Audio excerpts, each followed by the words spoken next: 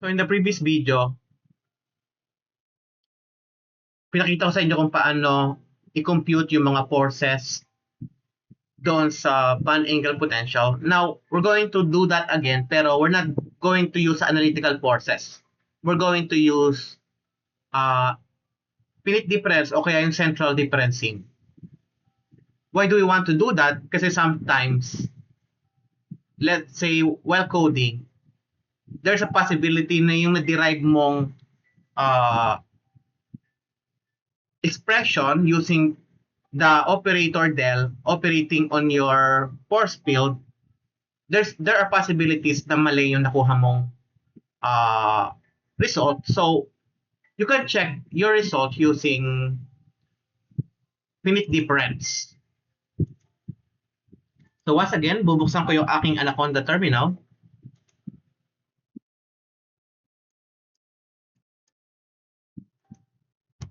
And we'll start with the code that we have, yung band angle potential. Pero gagawin ko na lang siyang 2. So ito lang naman kailangan nating part. Actually, itong taas na to.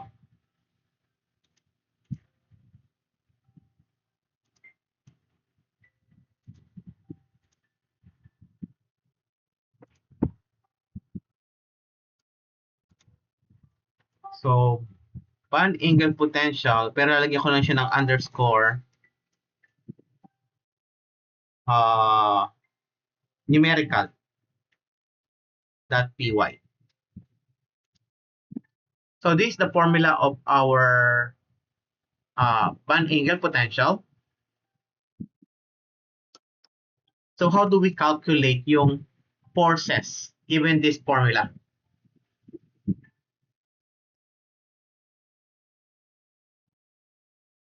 So we still need yung function natin kanina.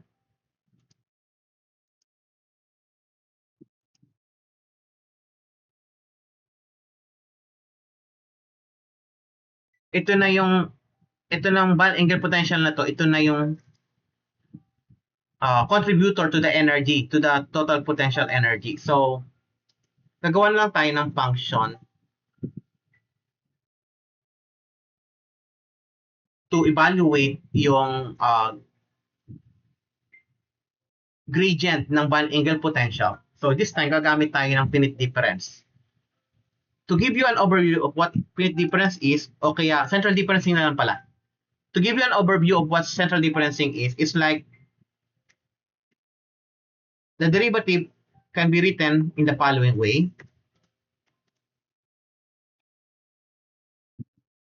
X minus h. Then that entire quantity is divided by 2h.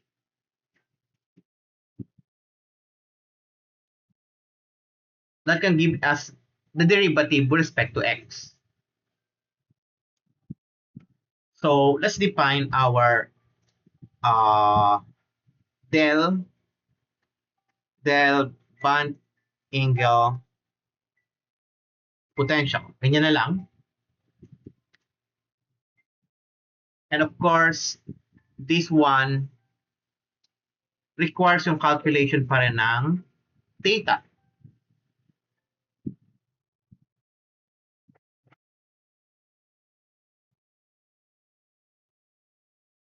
So, we need itong mga parameters na ginamit natin kanina, yung R1, 2, o R1, R2,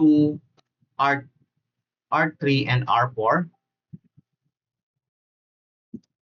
And we still need yung mga definitions kanina, R1 minus R2, and B is R3 minus R2. And from there, kunin natin yung A dot P, which is the dot product of A and B. And kunin ulit natin yung norm. NA is NP dot linout dot norm ng A. Similarly, we can calculate the norm of B. NB is NP.lin of norm ng B. And that will allow us to compute yung theta. Theta is NP.R cos ng dot product A dot B all over yung norm ng A and norm ng B. NA over NB. So once we have theta, we can calculate yung band angle potential, right?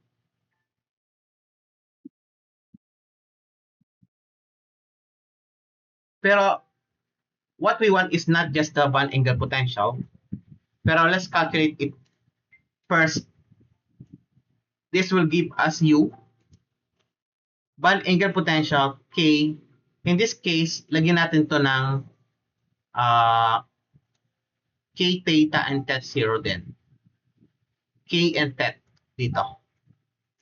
Sa ating mga parameters, K and tet 0.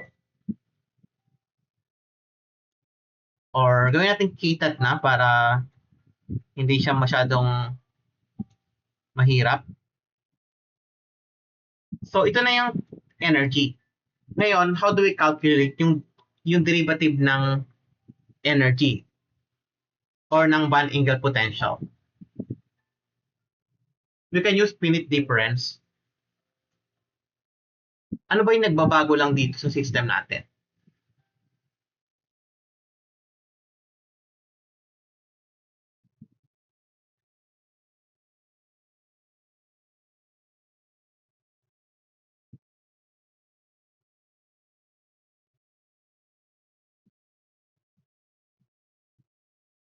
So since kailangan natin ng finite difference, ilagay ko na lang tong R1, R2, R3, R4 dito sa wala palang R4. R1, R2, R3 lang. Ilalagay ko siya doon sa band angle potential. Lagyan ko rin siya dito sa taas. R1, R2, R3, K, theta, and tet 0. And this calculation, ilalagay ko na lang sa taas. Since band angle potential naman yung kailangan natin, tanggalin ko na siya dito. Lagay ko siya sa taas.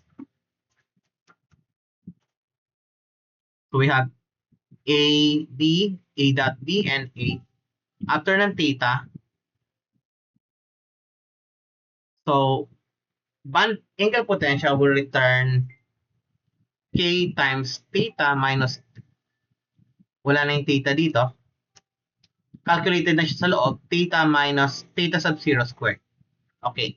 So this returns sa band angle potential. Sa kanya na rin naganap yung calculation ng theta. So for del BAP or del band angle potential, gawin na natin buo. Ang gagamitin lang natin dito is finite difference.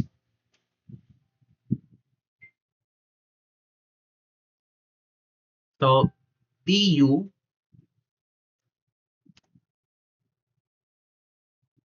will depend on 3 atoms, right? We have 3 atoms here.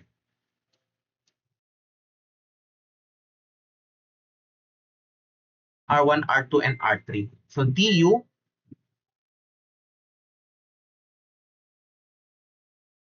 we're going to call this, gawa muna tayo ng H. H is 1.0 exponent negative 8. Yan yung ating gagamitin sa finite difference. Or sa central differencing pala. Then, let's calculate yung F ini and F plus na lang gamitin ko. F plus, and then F minus.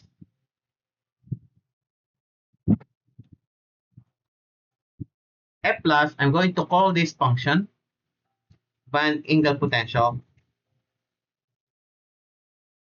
So yung R1, R2, and R3, kailangan nating dagdagan at bawasan. Paano kaya yan?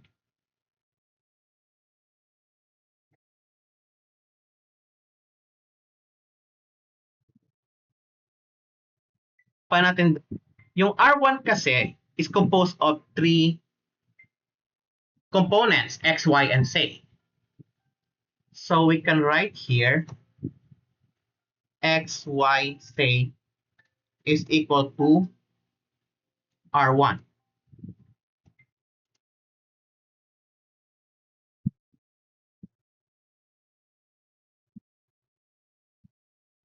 And F plus will have, of course, yung X, Y, Z na yun.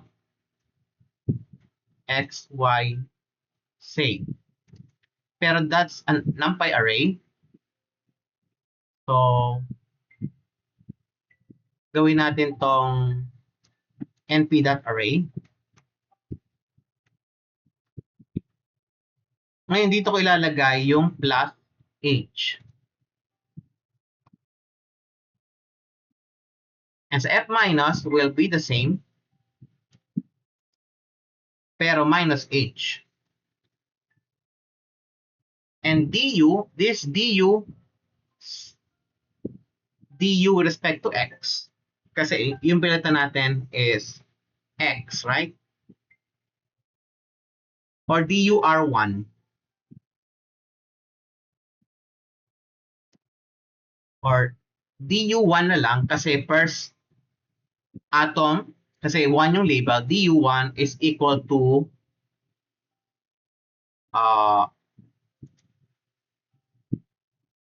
du1x ito.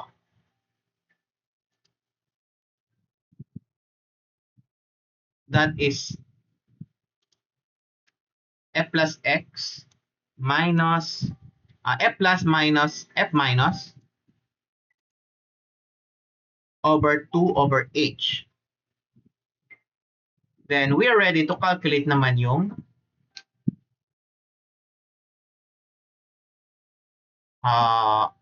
du1y. So we still need the same.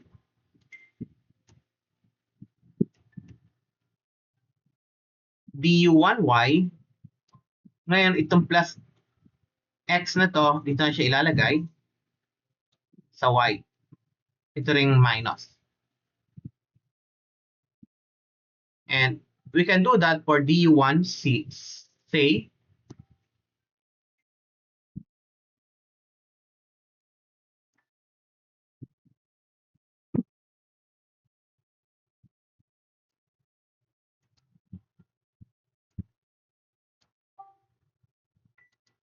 so we need to do this for all of the atoms. So ngayon, ginawa lang natin for atom 1.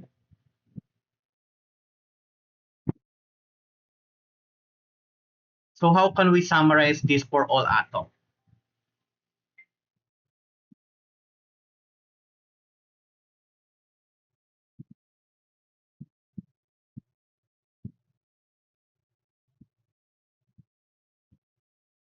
Paano kayong gagawin natin para sa lahat ng atom?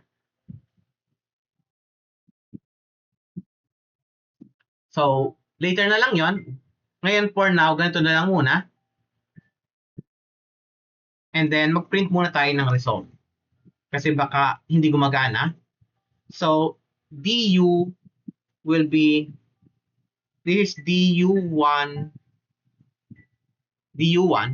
is np.array ng du1x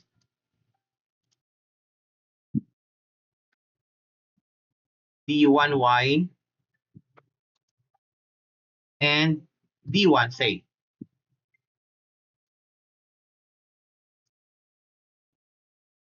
So remember, we still need to do that for the other two atoms. But for now, let's check anong i-return ito. We're going to call this function. Rest is del bond angle potential. We have R1, R2, R3, Ktet, and theta 0. They are all defined above. Then let's print rest.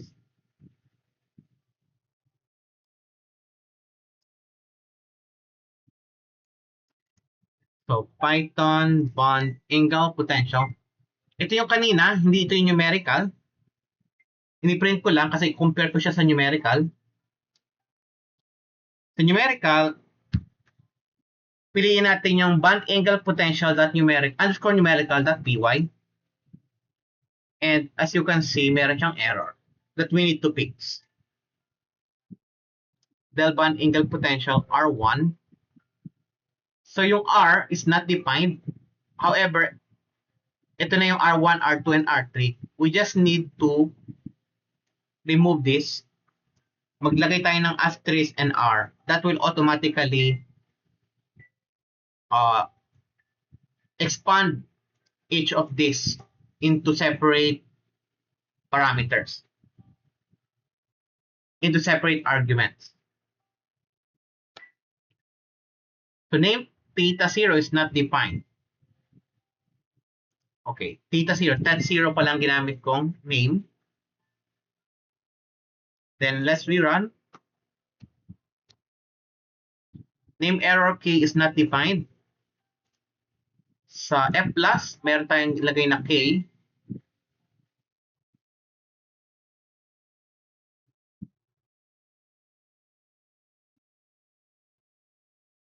This one.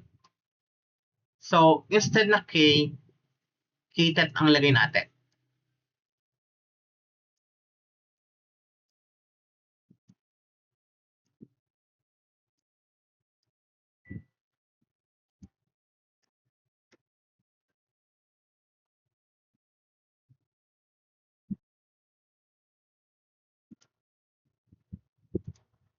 So, may mga typos na kailangan i-fix. And let's check. Parehas ba siya ng result natin sa bond angle? Okay, parehas naman.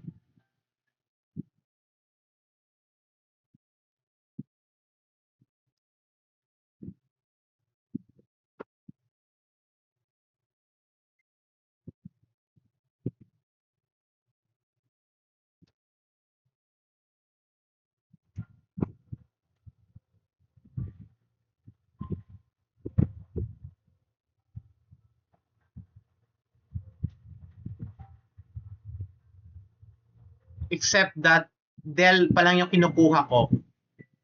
Pag ginawa ko na siyang forces, magiging negative. Na-flip yung sign. Anyway, it's probably some error around here that flips the sign.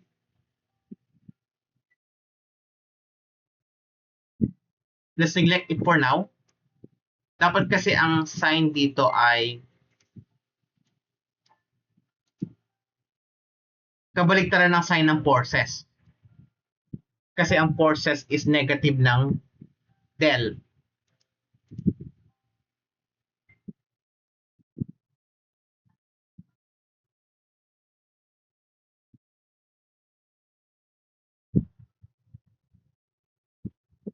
Then how can we do that for all of this?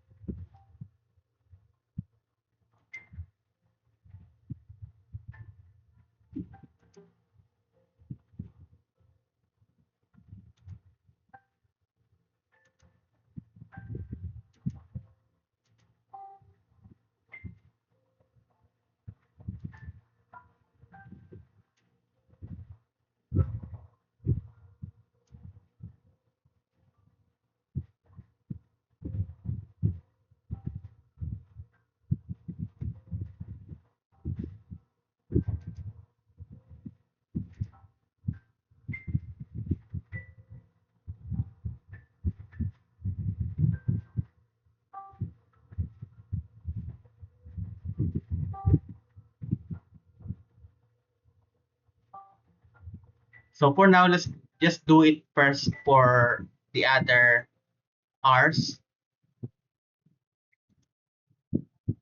Nagsimula tayo sa R1, doon na tayo sa R2. Pero we can actually simplify this one.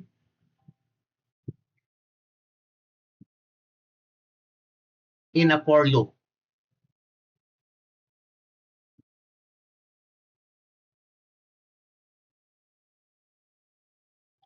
So yung merong x plus h.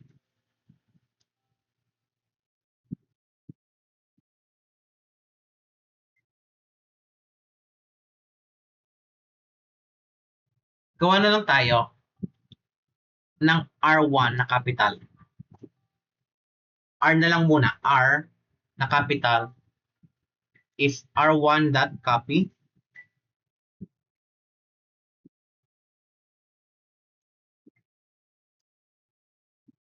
Simplify lang natin.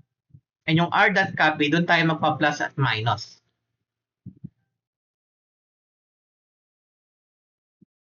So, kailangan natin yung dalawa. R underscore plus and R underscore minus.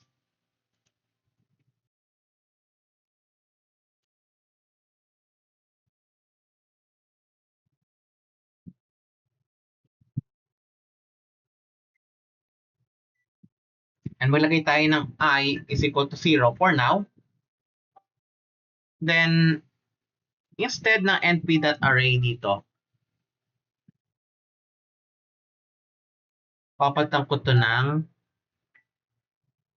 wait lang guys ayusin natin to para mas maikling tingnan yung code.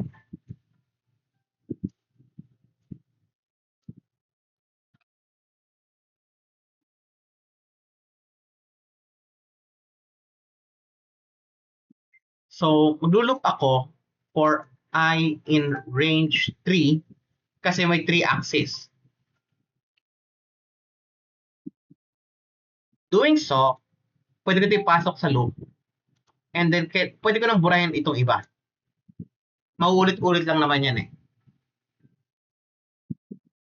So, R plus is R1.copy, R minus is R0.copy.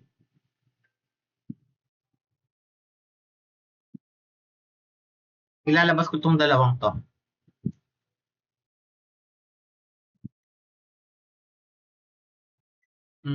Di yata. Okay, keep ko muna siya dyan.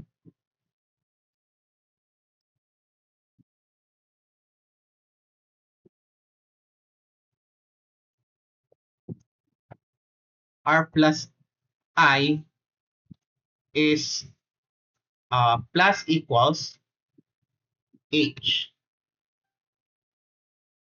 Or R plus I equals R plus I plus H.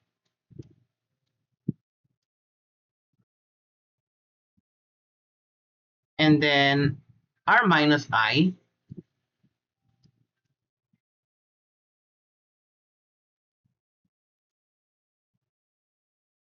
is equal to R minus I minus H.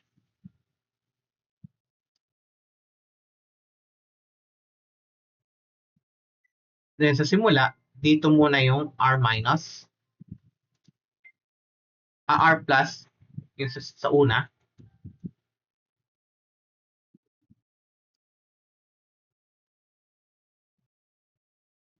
So this is supposed to give the same result. DUIX or DU DU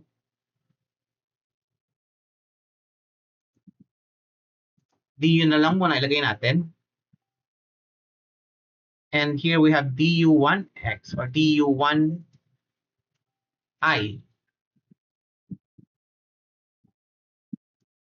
So we can append this. DU.append DU1I. And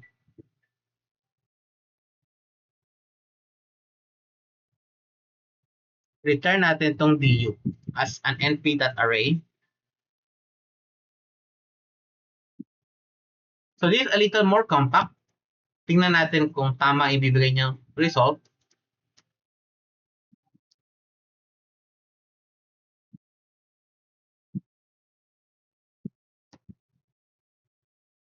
So okay, tama na yung result niya.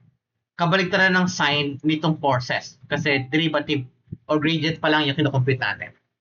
Ngayon, how about other atoms? Ilagay natin as outer loop yung other atoms. For J,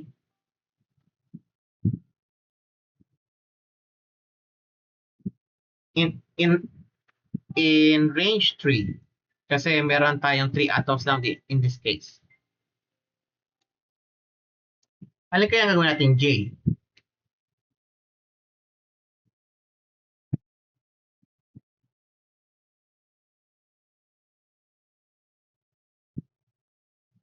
So we need itong R1, R2, R3 na to.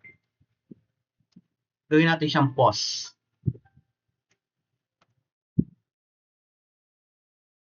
Is np dot is ko na lang. R1, R2, R3 is our position.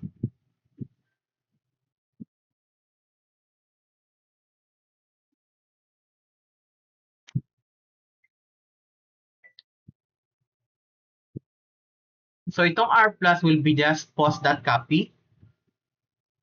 Gawin natin itong np.array. Yung taas. And itong R plus is pos.copy.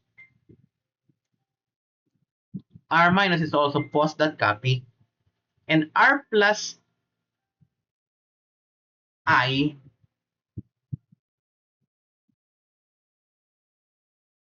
so R minus will now have 2 index.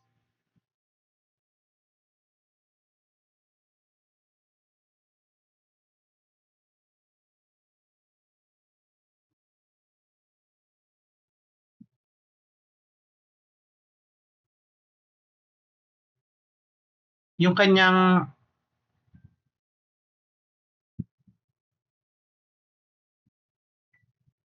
yung J is the index of the atom and I is the index corresponding to the XYZ axis.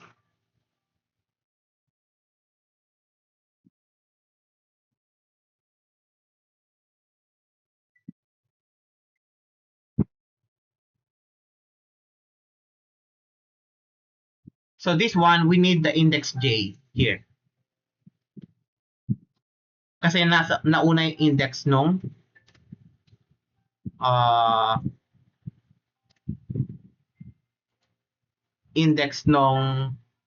atoms kumpara sa index ng XYZ axis.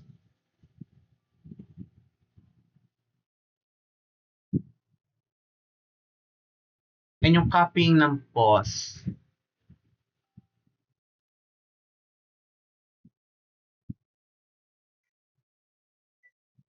Pwede na ilabas itong may copying ng pos.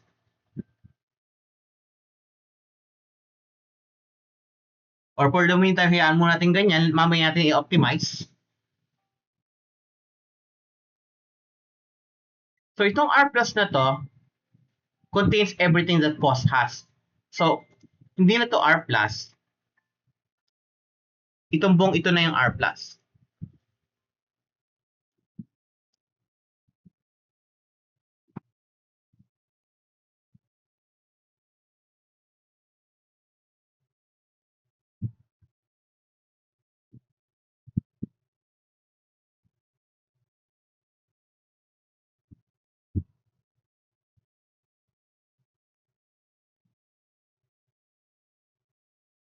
So, i-unwrap ko na lang to.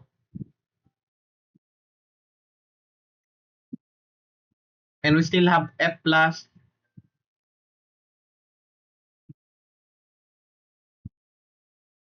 So, ito yung papasok ko ito. Dito. Mga DU. And then, sa outer loop, value ilagay natin is equal to this.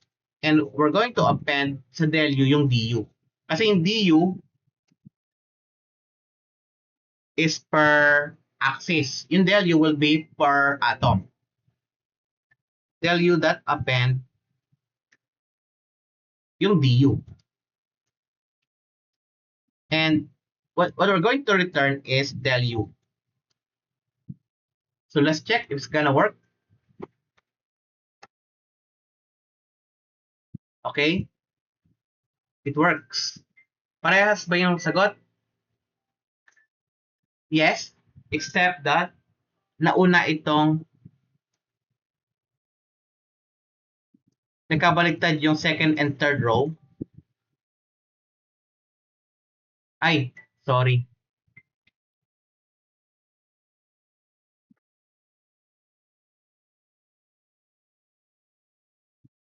Doon muna tayo sa bond angle numerical.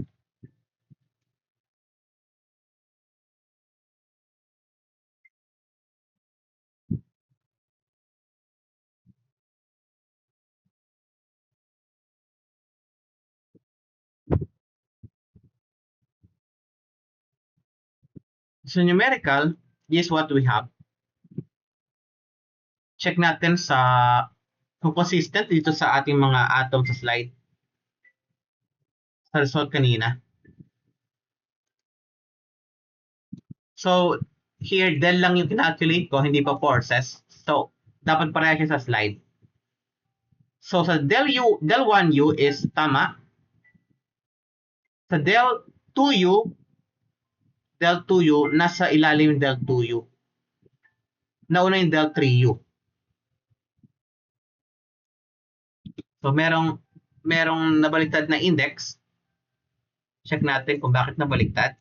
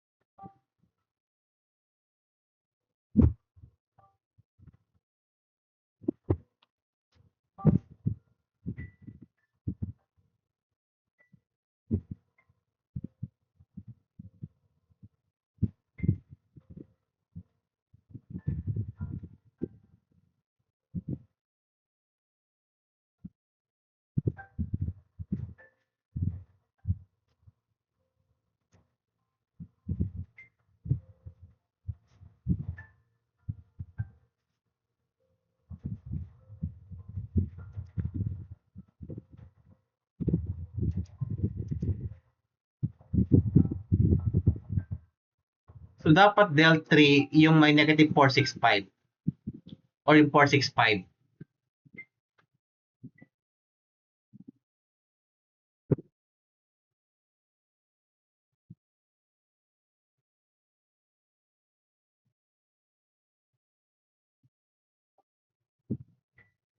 So, tama naman yung mga values ng gradient natin except nagkabaliktad lang yung second and third row.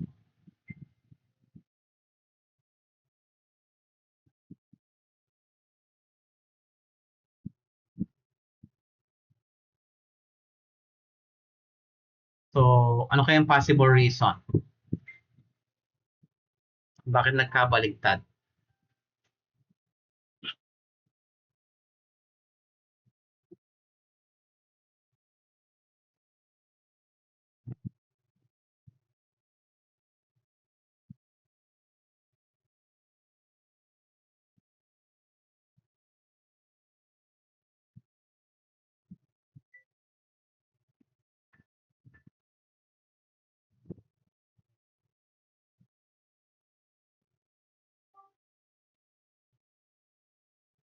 So, magdidebug lang muna ako, then mamaya balik ako sa inyo. So, this is the fixed code. Hindi pala. Ito pala yung fixed code for the numerical method using central differencing. Minor lang naman yung mga changes.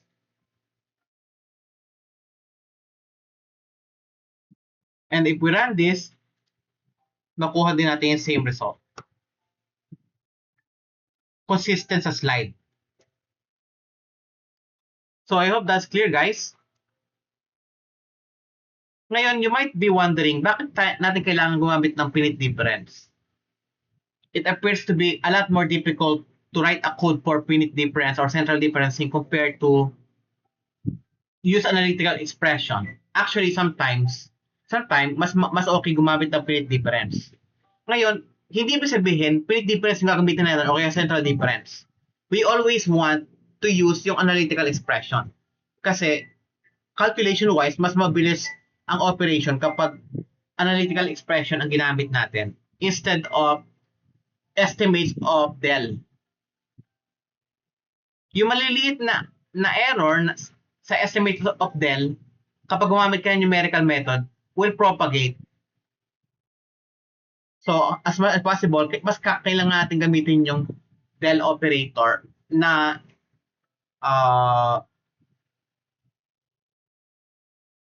gamitin natin yung del operator na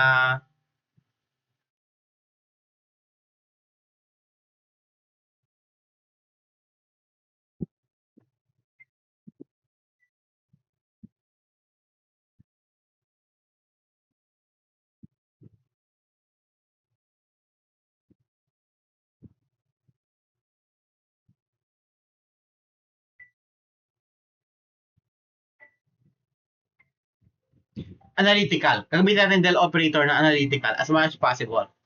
Kasi they are faster to compute compare sa gumamit ka ng central differencing or finite differencing, and mas accurate yung analytical kasi hindi siya prone sa rounding errors and sa stepwise numerical errors. So I hope that's clear, and I hope you understand kung paano gumawa ng mag-calculate ng derivative ng band angle potential or ng del ng band angle potential using finite differencing o kaya central differencing. Another use of this is to verify if your analytical gradient works. Dapat close siya doon sa result ng naibibigay ng finite difference o kaya ng central difference method.